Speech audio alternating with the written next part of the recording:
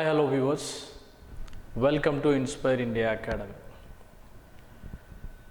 ఇటీవల అసెంబ్లీ లోపల job calendar గురించి ఒక స్టేట్మెంట్ని కూడా డిప్యూటీ సీఎం గారు ఇవ్వడం జరిగింది. దాని లోపల TG NPDCL, SPDCL, Transco notification గురించి ఎవరెవరైతే ప్రిపేర్ అవుదామనుకున్న వారు ఉన్నారో వాళ్ళందరూ కూడా అసలు నోటిఫికేషన్లో జేఎల్ఎం పోస్టులు అనేవి ఉన్నాయా లేవా అని అనుకుంటున్నారు. అంటే ఇక్కడ ఈ జాబ్ క్యాలెండర్ 2024-25వ సంవత్సరానికి ఈ జాబ్ క్యాలెండర్ని ప్రభుత్వం విడుదల చేయడం జరిగింది. దీని ప్రకారం మనం ఒకసారి పరిశీలిస్తే గ్రూప్ 1 మెయిన్స్, గ్రూప్ 2 సర్వీసెస్, తర్వాత గ్రూప్ 3 సర్వీసెస్, ల్యాబ్ టెక్నీషియన్ పోస్టులతో పాటుగా మన యొక్క పూర్తి స్థాయి మన నోటిఫికేషన్స్ కూడా రావడానికి అత్యధికంగా అవకాశాలు అనేవి ఉండడం జరిగింది. దీంట్లో నాదొక చిన్న క్లారిటీ ఎందుకండి అంటే ఇందులో కూడా కొద్దిమంది నెగిటివ్గా ఆలోచించే వాళ్ళు నెగిటివ్లోనే ఉండిపోతారు, పాజిటివ్గా ఉండేవాళ్ళు పాజిటివ్లోనే ఉంటారు, అది పడుతుంది అనేటువంటి హోప్ ఉన్నవాళ్ళు. అలా కాకుండా ఈ రెండింటి మధ్య ఒక డౌట్తో ఉండేవారు విద్యార్థులు కొంతమంది ఉంటారు. వారి కోసం ఈ వీడియో. ఎందుకండి అంటే నెగిటివ్ థాట్ని మనం ఎట్టి పరిస్థితుల్లో కూడా దాన్ని తీసేయలేము. డౌట్ని మనం సరిచేయచ్చు. ఆ డౌట్ని మనం ఎలా సరిచేయచ్చు? మనం ఇచ్చే వివరణ ద్వారా సరిచేసే ప్రయత్నం చేయవచ్చు. దానికే ఇప్పుడు మనం ఇచ్చేటువంటి ప్రధానమైన అంశం. నోటిఫికేషన్లో మనం చూస్తే పూర్తి స్థాయిలో ఇంజనీరింగ్ అండ్ అదర్ పోస్ట్స్ అన్నాడు. ఇక్కడ గుర్తుపెట్టుకోండి, సీరియల్ నెంబర్ 5 లోపల ఇంజనీరింగ్ అండ్ అదర్ పోస్ట్స్ అన్నాడు. ఇంజనీరింగ్ మరియు అదర్ పోస్టులు. అదర్ పోస్ట్ అంటే ఏంటి? డిపార్ట్మెంట్లో జూనియర్ అకౌంట్స్ ఆఫీసర్ అని ఒక పోస్టులు ఉంటాయి, జేఎల్ఎం పోస్టులు ఉంటాయి, సబ్స్టేషన్ ఆపరేటర్ పోస్టులు ఉంటాయి. ఈ పోస్టులు అనేవి ఉండడం జరుగుతుంటుంది. మరి ఇందులో ఏంటి అదర్ పోస్టులు? దేంట్లో ఉన్నటువంటి అదర్ పోస్టులు అంటే ఇంజనీరింగ్ అంటే ఏంటిది? ఏఈ, ఎస్సీ కేటగిరీ పోస్టులు ఇందులో ఇవ్వడం జరిగింది. ఏడబ్ల్యూ అసిస్టెంట్ ఎగ్జిక్యూటివ్ ఇంజనీర్ పోస్టులు అనేవి ఉండడం జరిగింది. ఇందులో ట్రాన్స్కో మరియు ఎస్పీడీసీఎల్కు సంబంధించి పూర్తి స్థాయిలో, ఎన్పీడీసీఎల్కు సంబంధించి, జేఎల్ఎంకి సంబంధించినటువంటి నోటిఫికేషన్ ఉంది అని నేను నమ్ముతూ చెప్తున్నటువంటి అంశం. అంటే డిపార్ట్మెంట్ అనేది అక్టోబర్ నెల లోపల దానికి సంబంధించిన నోటిఫికేషన్ ఇవ్వబోతుంది. ఆ అక్టోబర్ నోటిఫికేషన్ తర్వాత నవంబర్, డిసెంబర్ లోపల మొత్తం ప్రాసెస్, అప్లికేషన్ ప్రాసెస్ మొత్తం కూడా తీసుకుంటారు. జనవరి లోపల ఎగ్జామ్ అనేది కండక్ట్ చేయడం జరుగుతుందనేది క్యాలెండర్ ఇయర్ మనకిచ్చినటువంటి ప్రత్యేకంగా తెలిపినటువంటి విషయం. దీనిలో మనము జేఎల్ఎం పోస్టులు ఉన్నాయా లేవా అని ఎట్టి పరిస్థితుల్లో డౌట్ పడవలసిన అవసరం లేదు. ఇందులో ఖచ్చితంగా జేఎల్ఎం పోస్టులు ఉంటాయి, ఉండి తీరుతాయి. అందులో కొన్ని పోస్టులు అయితే ఖచ్చితంగా ఉంటాయి. మీరు బాగా గుర్తుపెట్టుకోండి, 3 డిజిట్ లోపల 4 డిజిట్ లోపల మనకి ఇంజనీరింగ్ మనకి ఈ పోస్టులు పడితే, జేఎల్ఎం పోస్టులు పడితే 2 డిజిట్ లోపల 3 డిజిట్ లోపల ఈ పోస్టులు పడుతూ ఉంటాయి. అంటే వేల లోపల ఖచ్చితంగా రిక్రూట్మెంట్లో జేఎల్ఎం పోస్టులు ఉంటాయి. ఇది మీరు గుర్తుపెట్టుకోండి.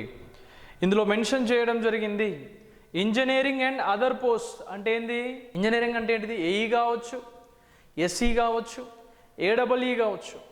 దాంతోపాటుగా అదర్ పోస్టులు అంటే ఏంటి? ఫీల్డ్ మీద నిరంతరం వానకు ఎండకు తడిసి ముద్దయ్యేటువంటి నేచర్ ఉన్నటువంటి అభ్యర్థులే మన లైన్మెన్ అభ్యర్థులు. దీనిలో ఎప్పటిలాగానే నిర్వహిస్తారా సార్ అంటే ఎప్పటిలాగానే నిర్వహిస్తారు. దీంతో పాటుగా పోల్ క్లైంబింగ్ ఉంటుంది. వాటితో పాటుగా ఆర్టిజన్ వెయిటేజ్ అనేది 20% అనేది ఖచ్చితంగా తీస్తారు ఎప్పటిలాగానే. ఇందులో పూర్తి స్థాయి ఎఫర్ట్ లోపల 65 మార్క్స్ మన టెక్నికల్ సబ్జెక్ట్స్ ఉంటాయి. వాటి గురించి మనం చూద్దాం. ఎందుకంటే ఇప్పుడు కొత్తగా ఎగ్జామ్ రాసే పిల్లలకి ఎలా చదివితే బాగుంటుంది, ఏ విధంగా చదివితే బాగుంటుందని కొంచెం డౌట్ పడే వాళ్ళు ఉంటారు, వాళ్ళ కోసం నేను మళ్ళీ చెప్పడం జరుగుతుంది. దీంట్లో ట్రాన్స్కో వారు రిక్రూట్మెంట్ ఏజెన్సీగా తీసుకొని వచ్చారు కాబట్టి ట్రాన్స్కోలో 2018 లోపల లైన్మెన్ పోస్టులు పడ్డాయండి. మళ్ళీ ట్రాన్స్కో లోపల జేఎల్ఎం పోస్టులు పడబోతున్నాయి, ఎస్పీడీసీలో పడబోతున్నాయి, ఎన్పీడీసీలో పడిపోతున్నాయి. నీడ్ అండి, ఎలక్ట్రిసిటీ డిపార్ట్మెంట్కి జూనియర్ లైన్మెన్ పోస్టులు అనేవి వెరీ నీడ్, కాబట్టి నిర్వహించడం అనేది ఖచ్చితంగా జరుగుతుంది. దానిలో బీఈ మరియు బీటెక్, దాంతోపాటుగా diploma, other qualification in relevant streams, అంటే ఈ అదర్ పోస్టుల లోపల అదర్ క్వాలిఫికేషన్స్ అనేవి ఉండడం జరుగుతుంది. ఐటీఐ కేటగిరీ పోస్టులు అనేవి ఉండడం జరుగుతుంది. కాబట్టి ఐటీఐ లోపల దీని గురించి ఇది ఇన్ఫర్మేషన్. సార్ అప్రెంటిస్ అవసరమా అని అడుగుతూ ఉన్నారు కొంతమంది అభ్యర్థులు. అప్రెంటిస్ అనేది ఎప్పుడూ కూడా పరిగణించలేదు. అప్రెంటిస్ పెట్టేది ఉంటే చాలా ఇబ్బందికరమైన పరిస్థితులు వస్తాయి. కాబట్టి గవర్నమెంట్ ఆ దృష్టిలో ఆలోచించబోదు కూడా. ఇంకొక విషయం ఏంటండి అంటే డిపార్ట్మెంట్ లోపల మనకి ఉన్నటువంటి రిక్రూట్మెంట్స్ ఏఈ, ఎస్ఈ వీటితో పాటుగా ఉన్న రిక్రూట్మెంట్స్, వీటితో పాటుగా కొన్ని ముఖ్యంగా ఈ వీడియోని ప్రత్యేకంగా కొంతమంది మన విద్యార్థులు చూడడం జరుగుతుంది కాబట్టి దీనిలో లైబ్రేరియన్ పోస్టులు కూడా ఉండడం జరిగిందండి. డిఎస్సికి సంబంధించిన పోస్టులు కూడా ఉన్నాయి ఇందులో. నెక్స్ట్ ఫారెస్ట్ బీట్ ఆఫీసర్ సంబంధించినటువంటి పోస్టులు ఇందులో కూడా ఉండడం జరిగింది. ఈ ఫారెస్ట్ బీట్ ఆఫీసర్ అనేది ఫిబ్రవరిలో నోటిఫికేషన్ ఇస్తే మే లోపల ఎగ్జామ్ కండక్ట్ చేయడం జరుగుతుంది. టీజీపీఎస్సీ అనేది Telangana government public service commission అనేది రిక్రూట్మెంట్ ఏజెన్సీగా ఉండి ఈ క్వాలిఫికేషన్ సంబంధించిన పోస్టులు నిర్వహించడం జరుగుతుంది. వాటితో పాటుగా ఎస్ఐ పోస్టులు ఉన్నాయి, ఇవన్నీ కూడా ఎస్ఐ పోస్టులు, పీసీ పోస్టులు కూడా ఉండడం జరిగింది. ఇది ఏప్రిల్లో నోటిఫికేషన్ వస్తుంది. ఆగస్టు లోపల దాని యొక్క పూర్తి ఎగ్జామ్ అనేది మనకు రావడం జరుగుతుంది.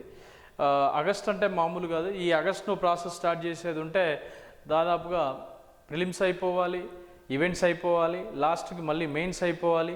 ఆ తర్వాత మళ్ళీ ఆ రిజల్ట్ వచ్చిన తర్వాత మనకి మెడికల్ టెస్ట్ అని ఉంటుంది. దాని తర్వాత వాళ్ళు రిక్రూట్మెంట్ వెళ్ళడం జరుగుతుంది. కాబట్టి ఒకసారి రిక్రూట్మెంట్ ఇస్తే కనీసం 2 సంవత్సరాలు పడుతుందండి ఈ పోలీస్ డిపార్ట్మెంట్. ఇది ఆ సమస్య మనకు లేదు.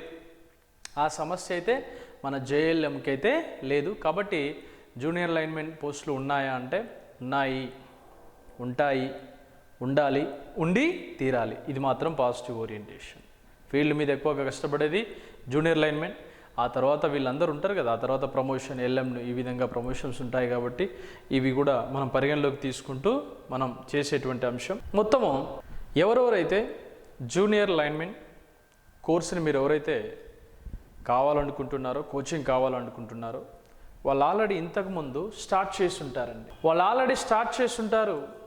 మళ్ళొక్కసారి నేను రీస్టార్ట్ చేయమని చెప్తున్నాను వాళ్ళందరి కోసం. రీస్టార్ట్ చేయడం ద్వారా సిలబస్ అనేది మొన్న చదివినటువంటి సబ్జెక్ట్కి ఇంకొంచెం మీరు అదనంగా జోడించుకోవాల్సి ఉంటుంది. ఇంకొంచెం మ్యాటర్ను మీరు కవర్ చేసుకునే విధంగా ఉంటే, ఆ ఎఫర్ట్ని మీరు ఇంకొంచెం గట్టిగా పెట్టేది ఉంటే ఈసారి ఉద్యోగం సాధించవచ్చు. అలా అని 2018 ఎన్పీడీసీఎల్ ఎగ్జామ్ రాసి 2023 లోపల ఎస్పీడీసీఎల్ ఎగ్జామ్ రాసినటువంటి వాళ్ళ వరకు చాలా తేడా ఉంటుంది. ఎందుకండి అంటే 2018 లోపల ఎన్పీడీసీఎల్ ఎగ్జామ్ రాసినప్పుడు వాళ్ళ సబ్జెక్ట్ అనేది చాలా తక్కువగానే ఉండేది. కానీ 2023కి వచ్చేవరకు ఎస్పీడీసీఎల్ పేపర్కి వచ్చేవరకు సబ్జెక్ట్ అనేది చాలా ఎలాబొరేట్ చేయడం జరిగింది. చాలా విస్తృత స్థాయి లోపల క్వశ్చన్ టు క్వశ్చన్ను కాకుండా చాలా అనాలిసిస్ మెథడ్ లోపల ఎగ్జామ్లో మనల్ని అడగడం జరుగుతుంది ప్రశ్నలు. కాబట్టి ఈ పేపర్కి కంపేర్ చేస్తే మనం సబ్జెక్ట్ నాలెడ్జ్ని చాలా ఎక్కువగా పెంచుకోవాల్సి వస్తుంది. కాబట్టి ఎవరైతే గతంలో స్టార్ట్ చేశారో మళ్ళీ ఇప్పుడు రీస్టార్ట్ చేయాలనుకుంటున్నారో వాళ్ళు ఈ యొక్క చిన్న కాన్సెప్ట్ని నేర్చుకొని మాత్రం ముందుకెళ్తే 100% మీరు సక్సెస్ కావడం జరుగుతుంది. దీనికోసం మన ఇన్స్పైర్ ఇండియా అకాడమీ ఆన్లైన్ క్లాసెస్ని అందించడం జరుగుతుంది. ప్రజెంట్ ఈ ఆన్లైన్ క్లాసెస్ యొక్క ఫీ అనేది 3000 రూపీస్ వరకు ఉండడం జరిగింది. దెన్ నెక్స్ట్ ఆఫ్లైన్ క్లాసెస్ అనేవి మనకి పూర్తి స్థాయి ఎఫర్ట్తోని ఆఫ్లైన్ క్లాసెస్ అనేవి మనం ఇక్కడ నిర్వహించడం జరుగుతుంది. ఎక్కడండి? హైదరాబాద్ మరియు హనుమకొండ లోపల ఈ యొక్క క్లాసెస్ని మనము నిర్వహించడం జరుగుతుంది. హైదరాబాద్ మరియు హనుమకొండ ప్రాంతాల్లో నిర్వహించడం జరుగుతుంది. హైదరాబాద్ మరియు హనుమకొండ లోపల జిఎస్ క్లాసులు, టెక్నికల్ క్లాసులు, పూర్తి స్థాయి ఇన్ఫర్మేషన్ని ఇచ్చే విధంగా మొత్తము గ్రాండ్ టెస్టులు, లెసన్ టు లెసన్ టెస్టులు అనేవి మొత్తం 2x10 అంటే 20 లెసన్ టు లెసన్ టెస్టులు నిర్వహించడం జరుగుతుంది. దాంతో పాటుగా 10 గ్రాండ్ టెస్టులు నిర్వహించడం జరుగుతూ ఉంటుంది. ఇది పూర్తి స్థాయి లోపల మొత్తం కోర్సు అయిపోయే వరకు మీకు మొత్తం 30 టెస్టులు అనేవి మీరు రాయవలసి ఉంటుంది. ఇది హైదరాబాద్ మరియు హనుమకొండ ఆస్పిరెంట్స్కి దీనికోసం మనం ఇచ్చేటువంటి కోచింగ్ అండి. దీని లోపల మనం పూర్తిగా జిఎస్ అంశాలు ఎవరైతే చదువుతున్నారో ఇప్పటి నుంచి మీరు కొంచెం జాగ్రత్తగా ఉండాలి.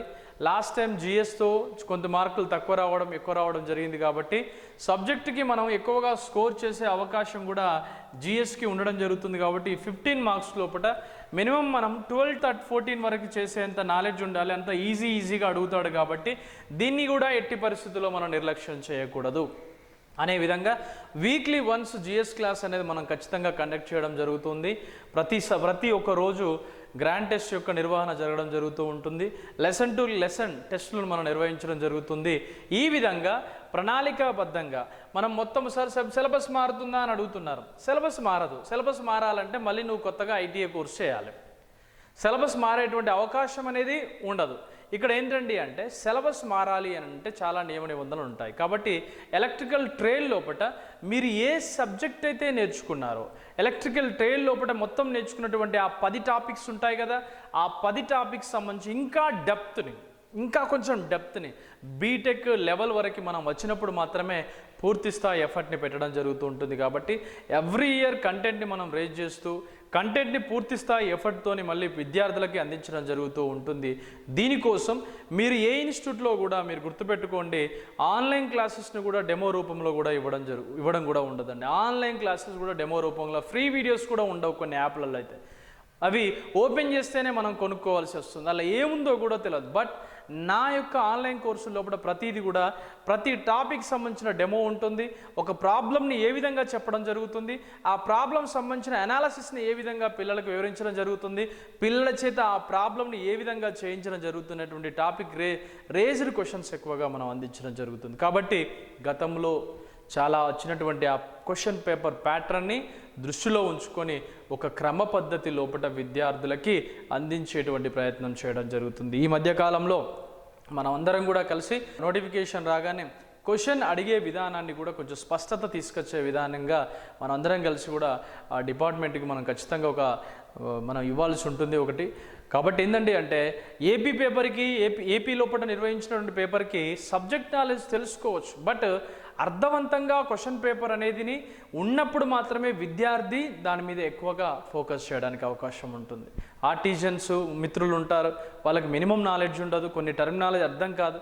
అంటే ఇంగ్లీష్ టు తెలుగు ట్రాన్స్లేషన్ చేసినప్పుడు ఆ ట్రాన్స్లేషన్లో ఉండేటువంటి ప్రతి ఈచ్ అండ్ ఎవ్రీ వర్డ్ని వాళ్ళకి ఎలా అర్థమయ్యే విధంగా చేయాలి, ఏ విధంగా సులభంగా ఆప్షన్ని మనం పెట్టేలా చేయించాలి అనే విషయాలు కూడా పూర్తి అనాలిసిస్ మెథడ్ లోపల మన కోచింగ్ సెంటర్లో మన ఇన్స్పైర్ ఇండియా అకాడమీ లోపల మనం నేర్పడం జరుగుతుంది. దిల్సుఖ్ నగర్ మెట్రో స్టేషన్ పక్కనే మన యొక్క ఇన్స్టిట్యూట్ ఉందండి. నెంబర్ 1 ఒకటి Hyderabad branch, number 2 Hanamkonda branch అనేది ఉంది, నైమ్నగర్లో ఉంది. ఈ 2 బ్రాంచెస్ లోపల మన యొక్క క్లాసెస్ని మీకోసం అందించడం జరుగుతుంది. కొత్త బ్యాచ్ అనేది మీరు కొత్త బ్యాచా పాత బ్యాచా అని ఎప్పుడూ కూడా ఊహించొద్దు. బ్యాచెస్ అనేవి కూడా అవి పోతూ ఉంటాయి, వాటితో పాటు మీరు జాయిన్ అవుతూ ఉండండి. సార్ టాపిక్ అయిపోతుంది కదా అని కొంతమందికి అవుతూ ఉంటుంది. టాపిక్ ఏమైపోదు. మీరు ఒక 4 ఫర్ ఎగ్జాంపుల్ ట్రాన్స్ఫార్మర్ అనే లెసన్ వద్ద మీరు వచ్చారండి, మధ్యలో వచ్చారు. ఈ ట్రాన్స్ఫార్మర్ మీరు వచ్చినాక 4 డేస్ వరకు ట్రాన్స్ఫార్మర్ లెసన్ కంప్లీట్ అయింది. 4 డేస్ తర్వాత కంప్లీట్ అయిపోయిన తర్వాత మళ్ళీ ఒక కొత్త టాపిక్స్ నేను బ్యాటరీస్ అనేటువంటి లెసన్ కనుక స్టార్ట్ చేశాను అనుకోండి, ఈ 4 రోజులు సార్ ఎలా చెప్తున్నాడు, ఏ విధంగా నోట్స్ రాయిస్తున్నాడు, ఏ విధంగా మనకు ప్రాబ్లమ్స్ అర్థం చేసుకునేలా చేస్తున్నాడు, గతంలో వచ్చిన ప్రాబ్లమ్స్ ఏంటి, రేపు రాబోయే ప్రాబ్లమ్స్ని మనకు సార్ ఎలా చెప్తున్నాడు, ఇంకా కొత్త మోడల్స్ ఏమైనా అడిగే అవకాశం ఉందన్న విషయాన్ని సార్ ఏ విధంగా టీచ్ చేస్తున్నాడు అనే విషయాన్ని మీరు ఇక్కడనే మీరు పసిగట్టవచ్చు. ఆఫ్టర్ 4 డేస్ తర్వాత మీరు ఎక్స్పీరియన్స్ అవుతూ ఉంటారు. కాబట్టి న్యూ బ్యాచెస్ అంటూ ఇక్కడ మన దగ్గర లేవు. ప్రతిరోజు కూడా కొత్తదనమే, ప్రతి బ్యాచ్ కూడా కొత్తదనమే. కాబట్టి ఈచ్ అండ్ ఎవ్రీ పర్సన్కి నేను చెప్పేది ఏంటంటే అంటే ఆ అదర్ పోస్టులు, ఆ అదర్ క్వాలిఫికేషన్స్, ఆ అదర్ ఈక్వలెంట్ సబ్జెక్టుకు సంబంధించినటువంటి అంశాల లోపల ఉండడం జరిగింది. మరి అదర్ అంటేనే అది మనమే అని నిర్ణయించుకోండి.